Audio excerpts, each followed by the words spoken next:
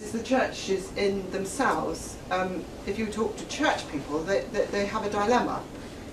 At the moment they have this dual role as provider, increasingly, but also as prophetic voice, as the people who criticise society, or as it were, hold society to account if on some readings of theology. And there'd only be a question of, if you become a provider, particularly if you receive money from the state to do this, do you compromise your prophetic role? And there are a lot of people who think that is the case. But I would simply draw to your attention a remarkable, I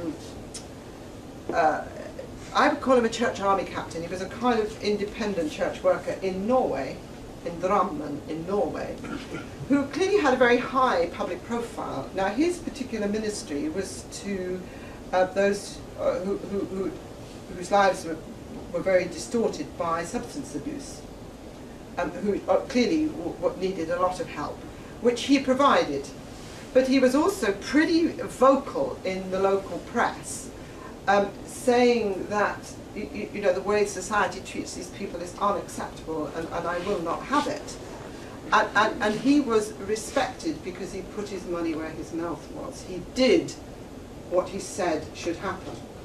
And so that was a very good example of where the prophetic voice could be combined effectively with the religious organisation that was providing. Now, of course, there are many people who feel that religious organisations shouldn't provide, and they're compromising, and they make their welfare conditional, and that's another story which we can deal with in questions. But that, in fact, didn't come out of our data. Now here's the gender question. If you look at welfare, and if you look at churches, overwhelmingly the predominance of women at the level of delivery. I guess it's true in Canada. If you open most church doors, you would see more women than men. But as soon as you get to the level of management, it changes. Women are now becoming more dominant in senior roles in the church, but patchily, and of course it hasn't even begun in the Orthodox or Catholic Church. Though senior people in the religious orders, senior women in the religious orders, can be some very remarkable women. If you look at the religious variables, practice, belief, importance of religion in life, they're gendered. The pattern is gendered. Exactly the same in welfare practice as caregivers. Whether it be in Sweden or Norway or Finland, where in the caring institutions a lot of low-paid work is gendered, is women. But if you go to the south of Europe, they're the women, they're actually doing it in the family and they're not paid at all. But you see the same pattern. But the second level, of course, you ask people, do they have a comment to make about it, and they look as though you are crazy. Why do you ask this question? Women do the caring because they are better at it. Don't you get it? Just as women do the praying on behalf of everybody else. The deeply embedded assumption that women are good at it and should do it is hard to shift. And I would commend to you, I haven't got time to develop it in detail, I'll show you at the end the two collected volumes we did on REP. In the second thematic volume, there is a stunningly good chapter on gender. It's a long chapter, 60, 70 pages, which really unpicks old models of gender and how feminist theologians have challenged these, but in a way the feminist theologians have missed the point. How do we get the values of care into a much better balanced church, which my colleague Nina Edgard calls a queer church? It's a very interesting discussion. I really admire that chapter. Now I'm getting towards the end, so don't worry, we're nearly done. If you've been trained in the sociology of religion, you will have met David Martin, who is one of my mentors. He taught me, or informally, if not formally, and he wrote The General Theory of Secularization, which every student in the sociology of religion has to read. It's a classic text. published in 78. If you are a student in social policy, you will meet an equivalent text, which is Joost Esping Andersen's 3 Worlds of Welfare Capitalism, which has been much criticised, much worked on, much responded to, much elaborated, but it's like the place where you begin. It's the default position, where you start your debate. Very, very few scholars read both. And if Rep did one thing, it brought 2 literatures together that are not normally, as it were, cross-fertilizing. But if you do read Esping Andersen and David Martin, you are in fact reading the same story. Remarkably. But it's like reading, you know, one is the story of the church ceding certain areas of society to the state, education, welfare, healthcare, and Esping Andersen is about the welfare systems that are built in different places, which are coloured and patterned by the church from which they are emerging. And I mean, it's remarkably similar how the 2 theoretical frames fit together. But as soon as you look in the preface or the beginnings of the books, you find that they're going to a common route. They're going to this Lipset and Rocken party systems and voter alignments, who described in a wonderfully kind of incisive way the underlying alignments and cleavages of European society. So one is, as it were, taking a story of religious adaptation, decline you could say, and the other is about the growth of the welfare state.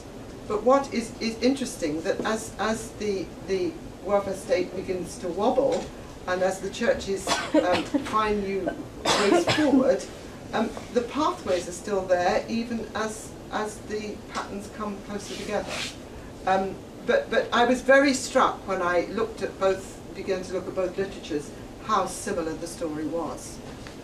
That the theoretical underpinning is very similar in both cases. This is, of course, just one illustration of the interpenetration of the religious and the secular, which is a topic and an area which preoccupies a lot of scholars in the field. Welfare states are profoundly influenced by theological, ecclesiological thinking. This is a classic Weber position, if you like, and this is what Weber was telling us about. But of course, it spreads into much wider areas. I find myself thinking a lot about the religious and the secular, and particularly which is the prior category, which is the default. Is the secular trying to claw a space out of the religious, or is the religious trying to claw a space out of the secular? The one thing I'm sure about is whatever you conclude has to be located in a context. It's not one answer for all. This is why welfare states become mirror images of state churches. This is why we found so many examples. And this is why you need to have Martin in one hand and Esping Andersen in the other. And we're still, I think, we don't have enough cross-disciplinarity to achieve that. This is the last one.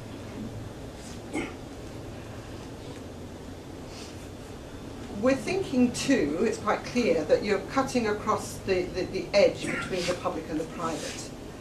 Religion has become contentious in Europe because it's escaping from the private and re-emerging into the public, which violates European assumptions.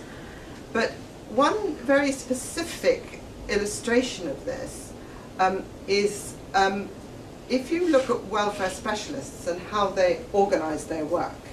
They have one of these classic 4-box things in which they have a state box, a market box, voluntary sector box, and a family box.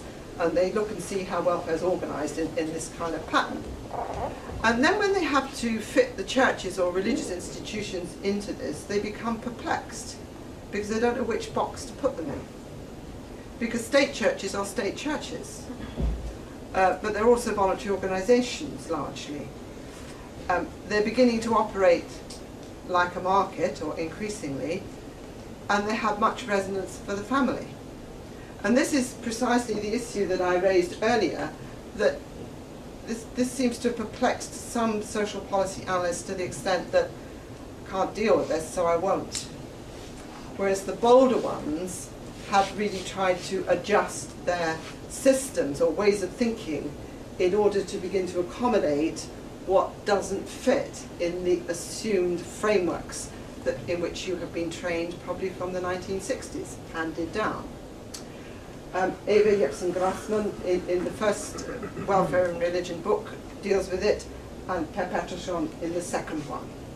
So just to finish, I will simply tell you where you can find a bit more of this material. Some of it I've now written up into an article. The article's not that long. What I was particularly pleased is that it was published in a social policy journal, not a religion one, which had a whole theme section on social policy and religion, mostly on Britain. And my contribution was to put it into a European perspective. Got some very good papers in it. Those are the two rep books. The first contains the case study, the second contains thematic thinking, including gender. The Impact website, which I showed you earlier, has all the places where you can locate this. And the WAVE stuff, you see we're way behind, we're miles behind. The case studies, which are very substantial, are now all published in different volumes, one on Northern Europe, one Continental Europe, one Eastern Europe, and we're still working on the cross-analysis of the WAVE material. But that's keeping us happy for a long time, but you've been very patient listening to me. Thank you very much for your attention.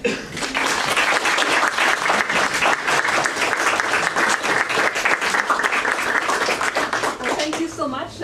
We will see a new face. I'm just jumping in for Laurie Duman, who had to run to catch a train. Professor Davies will be taking questions, so we're gonna have like always with the lecture series, we have a number of questions from the floor, and then later I guess the catering people will be arriving. So the floor is yours.